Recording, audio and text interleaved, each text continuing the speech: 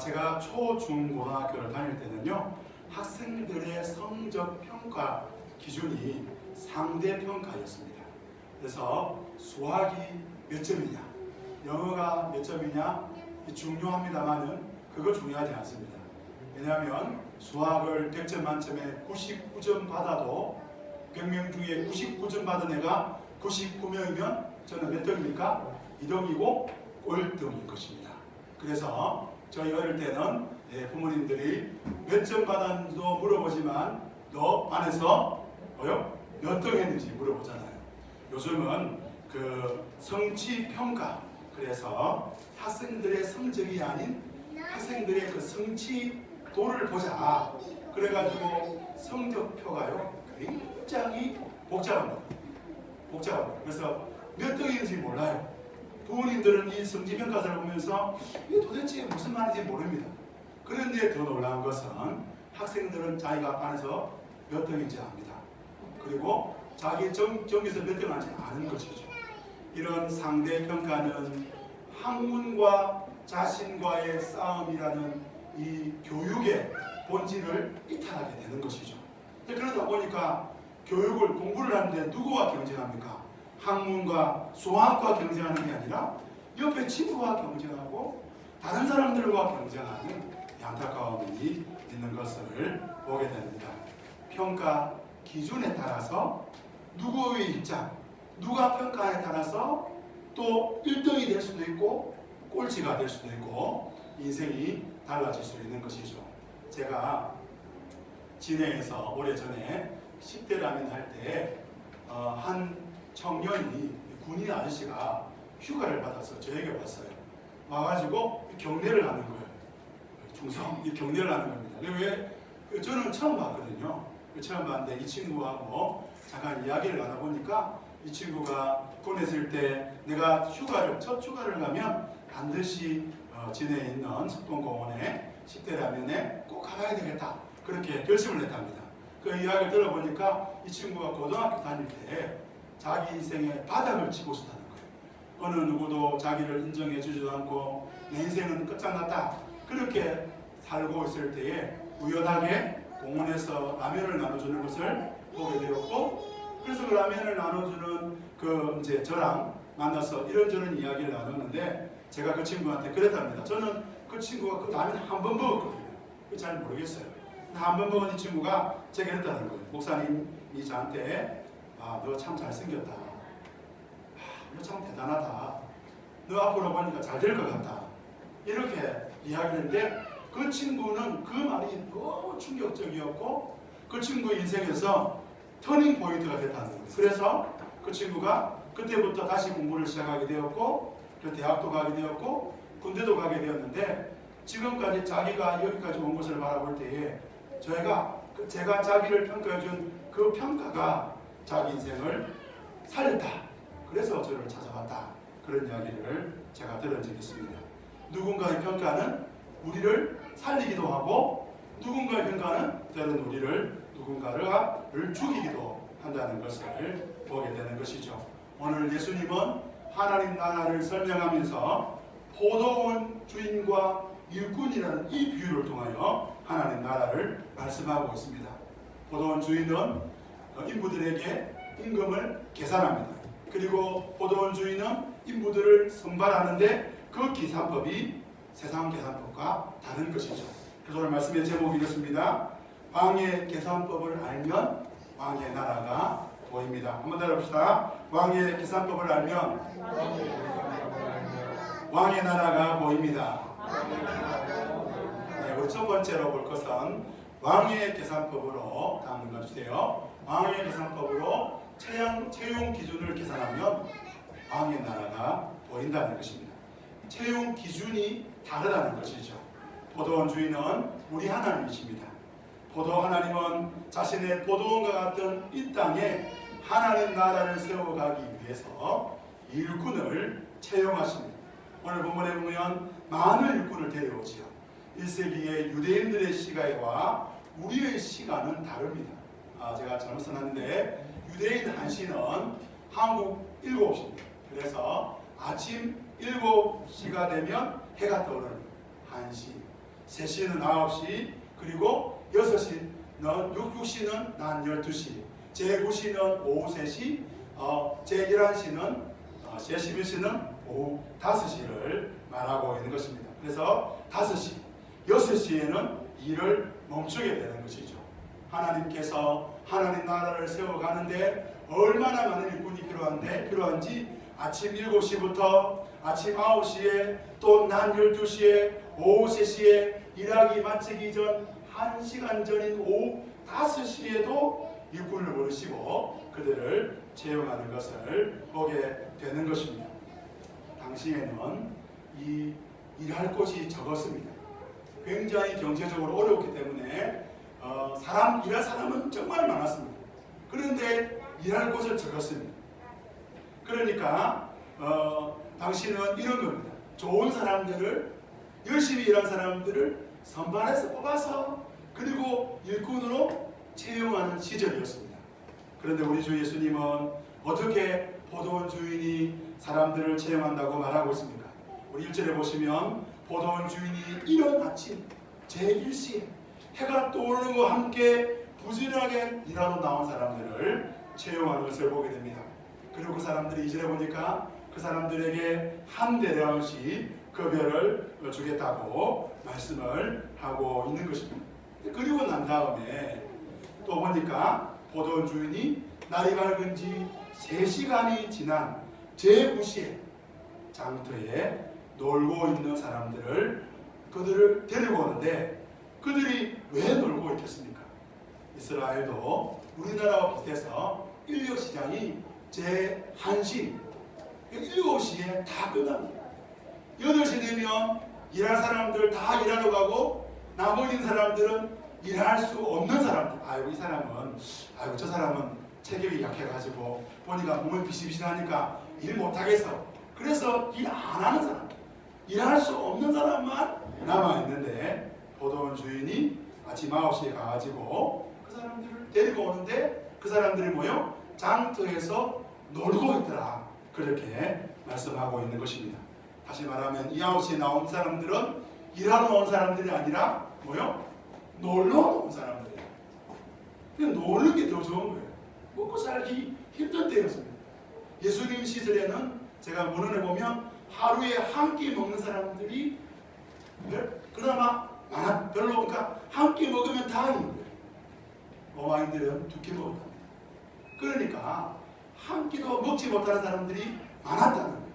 그런 시절에 남들 다 이러려고 막 애쓰고 있는데 9시 나와가지고 비둥비둥 놀고 있는 그 사람들에게 포도원 주님이 뭐라고 합니까? 우리 4절 말씀 한번 띄워보시겠습니까? 4절 말씀 같이 한번 읽어보겠습니다. 그들에게 이르되 너희도 포도원에 들어가라. 내가 너희에게 상당하게 주리라 하니 그들이 가고. 뭐라 말씀하십니까? 상당히 주겠다. 포도원에 들어가라. 오늘 하루 일할 수 없는 사람들에게 내가 너희에게 주겠고 또 그 일에 대하여 금요를 상당히 주겠다. 이게 뭘 의미합니까? 설득을 말하고 있는 것입니다. 포도원 주인은 지금 일꾼들을 설득하는 거예요. 우리는 좀 공감이 될지 모르겠지만 당시에 경제적으로 어렵고 하루에 한 끼 먹는 사람도 많지 않았던 시절에 일할 곳이 별로 없는 시절에 지금 이 말씀을 예수님이 당시 사람들에게 하고 있는 거예요. 포도원 주인이 지금 설득하고 있는 거예요. 뭐라 그러니까 내가 상당히 주겠다. 놀고 있는 사람들에게 가서 포도원에 가서 일하라. 그렇게 말씀하고 있는 것입니다. 이 비유 여기서 끝났으면 좀 낫습니다. 그런데 5절에 보니까 제6시, 낮 12시, 제9시, 오후 3시에 나가서 그와 같이 하라. 그와 같이 하라. 뭘 말합니까? 진짜 빈둥빈둥 놀고 있는 사람들은 가가지고 뭐라 그래요? 너희도 포도원에 가서 일하라. 내가 상당히 주겠다. 그렇게 설득하는 것을 보게 되는 것입니다. 왜 예수님이 그랬을까요? 여러분 오늘 우리가 읽었을 때 10장 1절에 보면 천국은 마치 이렇게 시작합니다.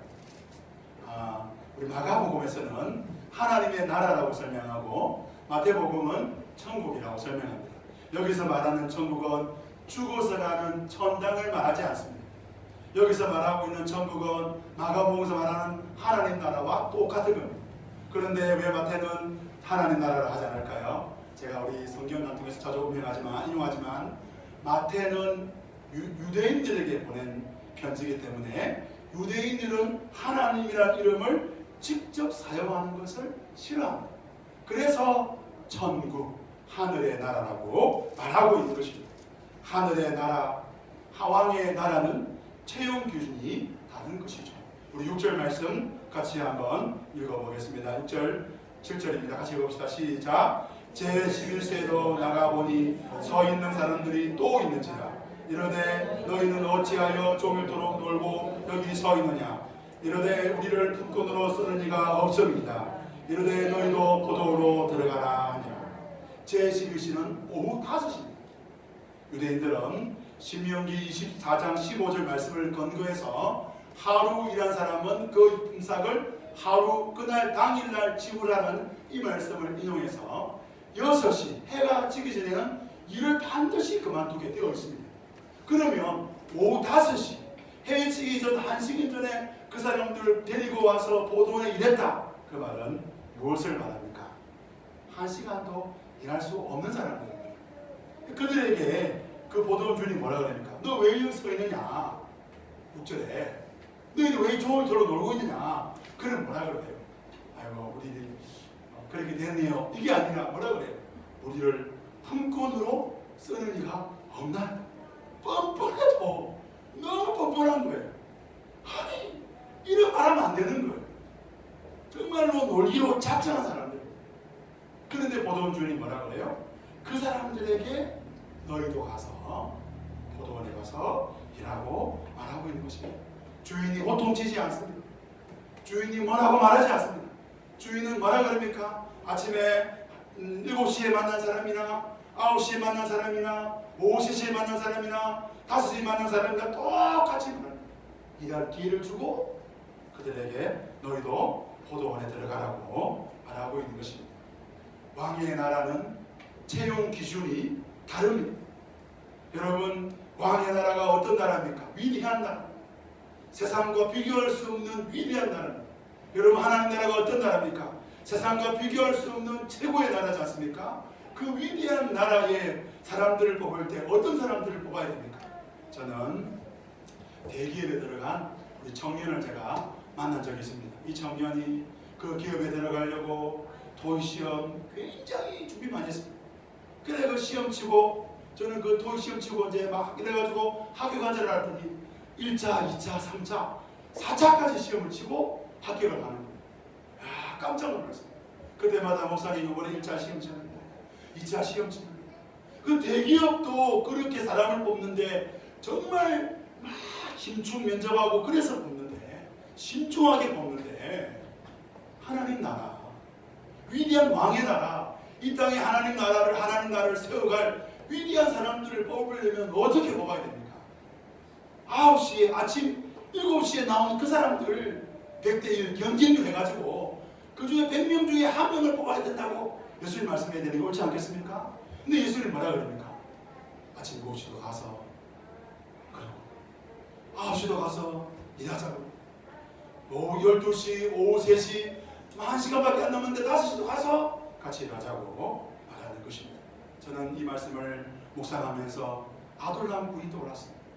다음 띄워볼래요? 사무엘상 12장 21장 1절과 2절에 보면 다윗의 나라가 떠오릅니다.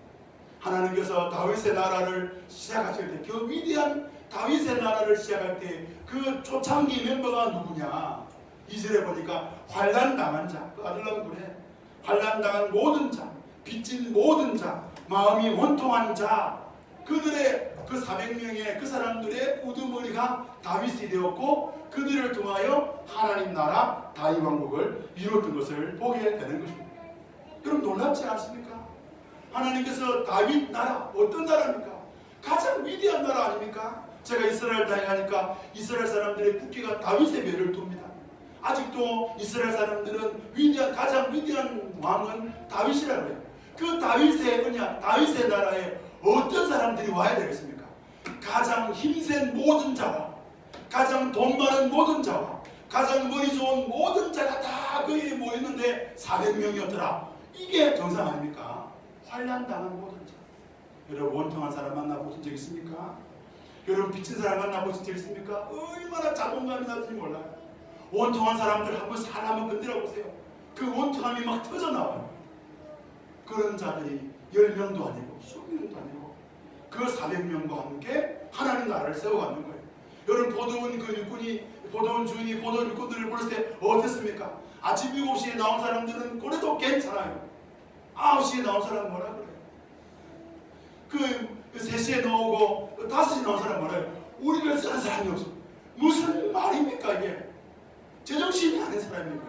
그런 사람들을 왜 쓰실까? 묵상하는 중에 제가 따라가서 한번 따라해봅시다. 은혜로 되는 나라, 긍휼로 세워지는 나라. 그렇죠. 아침 7시부터 저녁 5시까지 온 모든 자의 조건과 자격은 하나님의 은혜와 하나님의 긍휼이 아니면 안 되는 거예요. 하나님의 채용 기준은 긍휼인 것입니다. 여러분 저와 여러분이 하나님 나라의 부름을 받았습니까? 오늘 이 자리에 나와서 우리가 하나님 나라를 위하여 쓰임받기 위해 이 자리에 나왔습니까? 우리가 이 자리에 나온 것은 단 하나입니다. 하나님 저와 여러분에게 긍휼을 베풀어 줄 거예요. 예배 보내게 한번 축복해 줍시다. 긍휼이 아니면 아닙니다. 긍휼이 아니면 어깨 힘줄 필요가 없어요. 그렇지 않습니까? 누군가가 저 그 회사 다닙니다. 그러면 어깨 힘들어갑니다. 아이고 집사님 그 아들 어디 갔습니까? 우리 아들 어떤 회사 다닙니다. 그리고 어깨 뽕이 올라오고 뽕이 막 어휴 이래 되지 않습니까? 우리 교회는 그런 곳이 아니라는 것입니다. 교회는 자격증도 아니고 돈도 아니고 그 성실과 정직도 아니고 하나님의 나라는 뭡니까? 부르심 앞에 순종하고 나아가면 되는 것입니다. 설득당한 것입니다. 저와 여러분이 설득당한 것입니다. 내가 우리 집의 아버지다. 여러분 그럴 수 없습니다. 우리 아버지들을 거스르시면 안 됩니다. 오늘 우리 아버지를 위해 기도할 건데 내가 아버지다 그러면 안 되는 거예요. 왜요? 아버지 된 것이 뭡니까? 하나님의 긍휼하심 때문에 된 거예요. 내가 우리 교회 뭐다? 내가 뭐다? 그럴 필요가 없는 것입니다. 왕의 채용 기준을 알아서 왕의 나라를 누리시는 저와 여러분 되시기를 주님의 이름으로 축원합니다. 두 번째로 왕의 계산법으로 급여를 계산하면 왕의 나라가 보이게 되는 것이죠. 유대인들은 이 급여를 반드시 당일날 지불하게 되었습니다. 저녁 6시가 되자 보도원 주인이 자기의 청지기를 불러 모아가지고 일꾼들을 시켜가지고 이제 일한 사람들의 급여를 주라고 그러는 거예요. 그 급여 지급 방식이 다른 거예요. 뭐냐면 맨 나중에 온 사람부터 지불하라는 거예요. 저 같으면 맨 나중에 온 사람들 일 좀 더 시켜. 그렇잖아요. 맨 처음 온 사람부터 돈 주지 않겠습니까? 그런데 하나님 나라는 다른 것 같아요. 맨 뒤에 온 사람 주는데 이 맨 뒤에 온 사람이 한 대납을 받았어요. 그러니까 1시간밖에 한 사람들이 한 대납 받으니까 뭐요? 오후 3시에 온 사람들, 낮 12시에 온 사람들, 아침 9시에 온 사람들, 맨 마지막에 아침 7시에 온 사람들은 어떻게 생각이 들었습니까? 이 주인은 더 많이 주겠구나. 그렇게 생각을 한 것이죠. 그런데 어떻게 됐습니까? 놀랍게도 그렇게 되지 않았다는 거예요. 10절에 보면 먼저 온 자들이 와서 더 받을 줄 알았더니 그들도 어떻게 받다고요? 한 데나씩 받는지라. 우리 12절 말씀 같이 한번 읽어보겠습니다. 12절 말씀입니다. 시작. 나중 온 이 사람들은 1시간밖에 일하지 아니하거늘 그들을 종일 수고하고 더위에 견딘 우리와 같게 하였나이다. 인생 안 들겠어요? 아니 우리는 하루 종일 더위를 잡아가면서 종일 수고했는데 우리도 한 대나리요. 오후 5시에 온 사람도 한 대나리요. 이거 곤란하지 않느냐 그런 생각하지 않겠습니까? 저도 그런 생각할 때가 있어요. 하나님, 아니 내가 청소년 사역한다고 밤낮으로 뛰고 했는데 이게 뭡니까? 여러분 그런 생각 안 됩니까? 하나님 내가 저 사람보다 저 집사보다 내가 예수를 믿는지 뭐 했는지 많은데 왜 나에게는 이것밖에 없습니까? 그 생각 안 됩니까? 하나님을 위해서 열심을 했던 사람들이 이런 생각하시고 본전 생각이 드는 거예요. 내가 주를 위하여 이렇게 수고했는데 저 사람도 안 되네요. 나도 안 되나요? 이거 아니잖아요. 13절 말씀해 보면 13절 대해보세요. 주인이 그 중 한 사람에게 대답하여되 친구여 내가 내게 잘못한 것이 없노라. 내가 나와 한 데나리온을 약속하지 아니하였느냐. 그리고 말합니까? 14절에 이거 가지고 가라. 이것이 내 뜻이니라 라고 말하고 있는 것입니다. 성도 여러분, 왕의 급여 기준을 할 때 우리는 하나님 나라를 이 땅에서 누리게 되는 것입니다. 왕의 급여 기준, 왕의 채용 기준은 긍휼함이었다면 왕의 급여 기준은 왕의 뜻대로입니다. 뭐라고요? 왕의 뜻대로, 내 뜻대로라는 거예요. 부르신 이도 하나님이고 부르신 이에게 복을 주시는 분도 하나님이죠. 하나님의 뜻대로 한 데나리온씩 주는 것입니다. 저는 이 한 데나리온을 생각하면서 구약에 한 데나리온을 받았던 이스라엘 백성들의 삶을 생각해 봤습니다. 만나입니다. 그 만나 희한해요. 만나라는 게 많이 거두나 적게 거두는 자나 양이 똑같아요. 구워 먹거나 삶아 먹거나 쪄 먹거나 그냥 먹거나 맛이 똑같아요. 그래서 만나를 우리말로 번역하면 이게 먹고예요. 이게 먹고. 이게 뭐지? 아니 이만큼 거뒀는데 보니까 이만해. 나는 이만큼 한 주먹 가까운데 이만큼 돼. 이게 삶아 먹는데 맛있어. 구워 먹는데 맛이 맛있어. 그대로 먹어도 맛이 맛있는 거예요. 그 희한한 거예요. 그래서 이게 먹고인 것입니다. 하나님은 저와 여러분을 부르십니다. 성경을 보면 모세를 부르시고 아브라함을 부르시고 다윗을 부르시고 다 바울을 부르시고 오늘 저와 여러분을 부르신 줄 믿으시기를 바랍니다. 저와 여러분을 부르신 성도들에게 하나님 나라 백성들에게는 반드시 땅을 주시는데 그 땅에 하나님은 반드시 저와 여러분에게 복을 주는데 어떻게 복을 주느냐? 차등에서 복을 주는 것이 아니라 똑같이 복을 주는 거예요.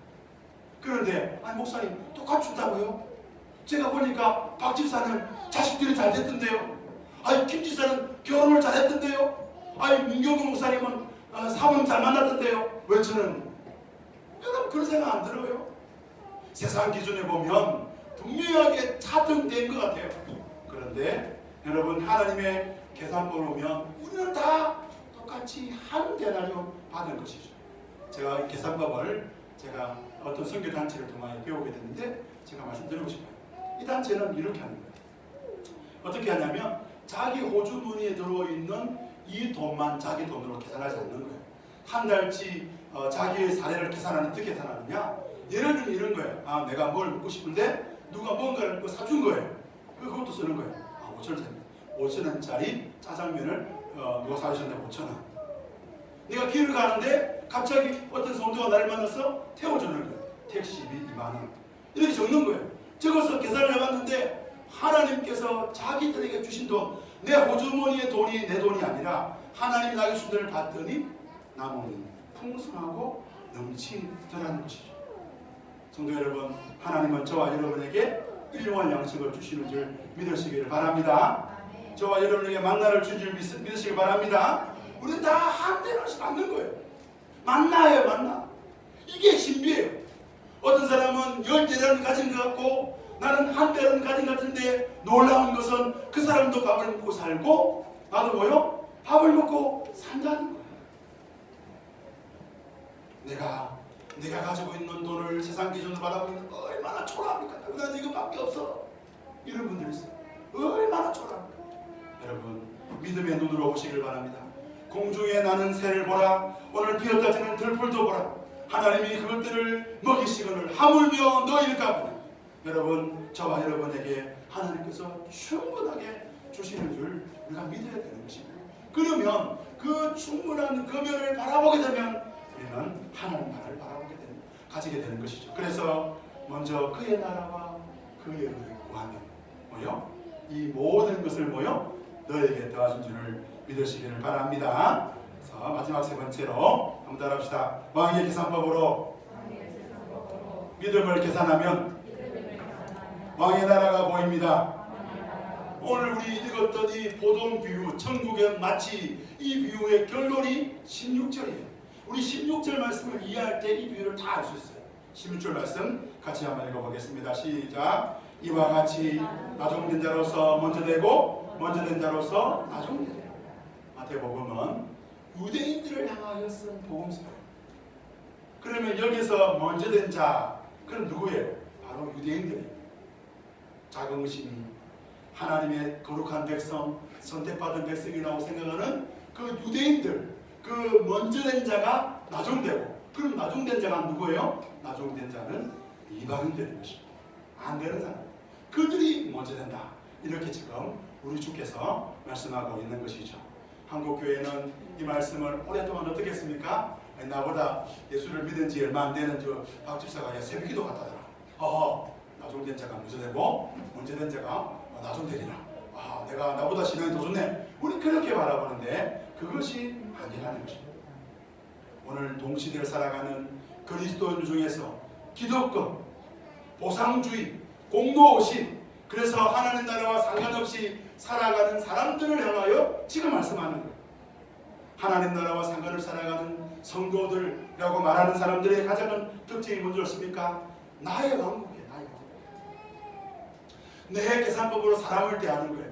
내 계산법 보니까 이 사람은 괜찮은 사람이고 이 사람은 괜찮지 않은 사람이고, 하나님의 급여법이 아닌 급여 기준이 아닌 내 급여 기준으로 나를 바라보고, 저 사람을 바라보니까 저 사람은 돈이 많은데 나는 돈이 없고, 저 사람은 돈이 적은데 나는 돈이 많은 거예요. 이렇게 바라보는 그 사람들은 뭐요?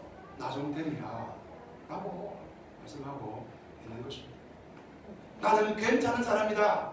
그런데 하나님은 왜 나에게 조금 주시지? 이런 사람들은 다 나중되리라 라고 말씀하고 있는 것입니다. 여러분, 교회 안에서 어떤 사람이 믿음이 좋은 사람일까요? 여기 본 얼굴 한번 보실까요? 여기 얼굴 한번 보실까요? 어떤 사람이 믿음이 좋은 사람일까요? 내가 바라볼 때 이 사람이 나보다 믿음이 좋습니까? 내가 저 사람보다, 내가 바라보는 그 사람보다 내가 더 믿음이 좋습니까? 한번 바라보십시오. 어떤 사람이 더 믿음이 좋습니까? 여러분, 하나님의 나라는 내가 꼴찌라고 생각하는 그 사람이 1등인 것입니다. 유대인들은 어떤 사람입니까? 유대인들은 내가 하나님 앞에 1등이라고 생각했습니다. 우리는 괜찮은 사람이라고 생각했습니다. 그런데 예수님 뭐라 그럽니까? 너희 중에 1등이라고 생각하는 그 사람은 꼴등이고, 너희 중에 나는 정말 믿음이 없는 사람, 나는 정말 하나님의 은혜가 아니면 안 되는 사람이야 라고 하는 그 사람이 1등이라고 말씀하고 있는 것입니다. 사사기에 보면 왕이 없으므로 자기 소견에 오른 대로 살아간다고 말합니다. 뭘 말할까요? 왕이 없기 때문에 자기가 1등이라고 생각하는 것입니다. 그래서 자기 마음대로 살아가는 것입니다. 여러분의 가정의 왕은 누구이십니까? 여러분의 직장의 왕은 누구이십니까? 여러분의 삶의 왕은 누구이십니까? 왕이 없으므로 자기 소견에 오른 대로 살아가면 어떻게 된다고요? 먼저 된 자가 아주 되는 것입니다. 오늘 저와 여러분의 삶 가운데 나는 이만큼 해서 공로주의 필요 없습니다. 우리 교회에 나는 우리 교회에 뭐 박힌 돌이다 이런 소리 하시면 안 됩니다. 왜냐하면 여러분들이 지금 박힌 돌이 되실 거거든요. 그래서 제가 말씀드립니다. 여러분 박힌 돌 되시면 안 됩니다. 박힌 돌은 다 꼴등입니다. 우리 교회 내가 이거 했다 이렇게 말하는 그 순간 나는 꼴등이 되는 것입니다. 우리 집에서 내가 얼마나 수고하고 있었는데 아버지의 수고를 모르냐? 그 순간 아버지는 꼴찌가 되는 것입니다. 나에게 기득권이 없어. 나는 아무것도 아니에요. 여러분, 가장 건강한 성도가 어떤 성도인 줄 아십니까? 그 사람은 우리 교회의 가장 큰 문제는 바로 나야. 이렇게 믿는 성도가 가장 건강한 성도입니다. 여러분, 가장 건강한 그 가정의 그 멤버가 되려면 어떻게 되십니까? 우리 집은 우리 자녀들이 문제야. 그거 안 되는 거예요. 물어봅시다. 여러분, 우리 교회의 가장 큰 문제는 누구입니까?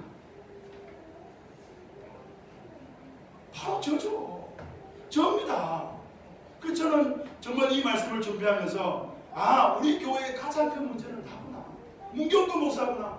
믿음이 좋은 분들은 믿음이 좋은 대로 얼마나 수고하지 몰라. 우리 교회에서. 믿음이 연약한 분들은 믿음이 연약한데도 불구하고 얼마나 애쓸지 모르겠어요. 진심입니다. 여러분의 가정에서 가장 큰 문제가 누구입니까?